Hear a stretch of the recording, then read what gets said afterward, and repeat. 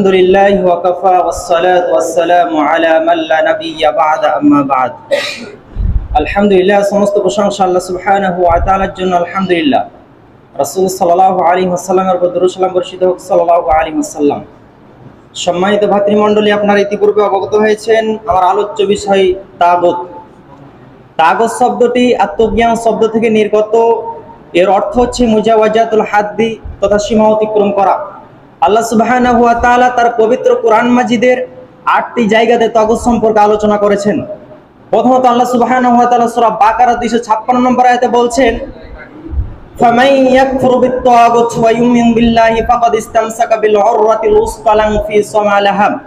যে ব্যক্তি তাগুতকে কুফরি করলো, বর্জন করলো, প্রত্যাখ্যান করলো, অতঃপর আল্লাহর উপর ঈমান আনলো, সে ব্যক্তি শক্ত মজবুত হাতর ধারণ করলো। আল্লাহ সুবহানাহু ওয়া তাআলা আরো বলেন সূরা আন-নাহল ৩৬ নম্বর আয়াতে বলছেন, ওয়ালাকাদ বাসনা, অবশ্যই প্রেরণ করেছি, ফি কুল্লি উম্মাতির রাসূল, প্রত্যেক গোত্রের মাঝে রাসূল, আনি আবুদুল্লাহ, তোমরা আল্লাহর ইবাদত করবে, ওয়াস্তানিবুত তাগুত, এবং তাগুতকে পরিহার করবে। আল্লাহ সুবহানাহু ওয়া তাআলা আরো বলেন সূরা জুমার ১৭ নম্বর আয়াতে বলছেন, ওয়াল্লাযীনা ইসতানাবুত তাগুতা ইয়াবুদুহা ওয়া আনাবু ইলাল্লাহি লাহুমুল বুসরা। যারা তাগুতের দাসত্ব, তাগুতের গোলামি থেকে দূরে থাকে আর আল্লাহর অভিমুখী হয়, সুসংবাদ তাদের জন্য।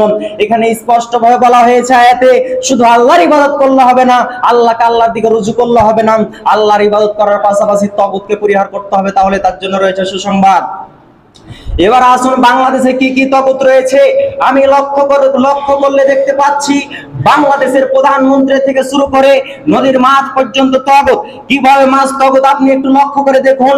আপনি যদি সিলেট যান তাহলে দেখবেন যে হয়তো শাহজালাল মাজারের পাশে গজার মাছ আছে, সে গজার মাছকে মানুষ খেতে দিচ্ছে। সে তাদের খাদ্যগুলো যদি মানুষ দেয় আর সে খাদ্যগুলো যদি মাছ গ্রহণ না করে তাহলে তারা বেজার হয়। মানে এখানে মাছকে সাব্যস্ত করছে, মাছের কাছে কিছু চাচ্ছে, এর মাছ হচ্ছে তাগুত। এরপরে আপনি চিটাগাং যান, সেখানে দেখবেন বাইজিদ মুস্তাফির মাজার পাশে সেখানে কচ্ছপ আছে, কচ্ছপের ইবাদত করে, কচ্ছপের কাছে কিছু চাই, এখানে কচ্ছপকে তাগুত বানানো হয়েছে। এরপরে আপনি যদি খানজাহান যান বাগেরহাট, তাহলে সেখানে দেখবেন যে সেখানে কুমির আছে, কুমিরকে এখানে তাগুত বানানো হয়েছে। অনুরূপভাবে আপনি যদি লক্ষ্য করেন দেখবেন যে শাসক হচ্ছে তাগুত। কিভাবে শাসক তাগুত? যে আল্লাহর আইন ব্যতীত নিজের কুফরি মতবাদ আইন মানুষকে মানতে বাধ্য করে, সেই হচ্ছে তাগুত। অর্থাৎ যে আল্লাহর বিধান নিজে মানে না, অপরকে মানতে দেয় না, সে হচ্ছে তাগুত। আমাদের সংবিধানে কথা সুস্পষ্ট ভাবে লেখা আছে, দেখবেন অনুচ্ছেদ ৭ ধারা ১ সেখানে লেখা আছে, প্রজাতন্ত্রের সকল ক্ষমতার মালিক হচ্ছে জনগণ, অর্থাৎ সকল ক্ষমতার উৎস হচ্ছে জনগণ। এনে জনগণকে তাগুত বানানো হয়েছে, জনগণকে তাগুত সাব্যস্ত করা হয়েছে।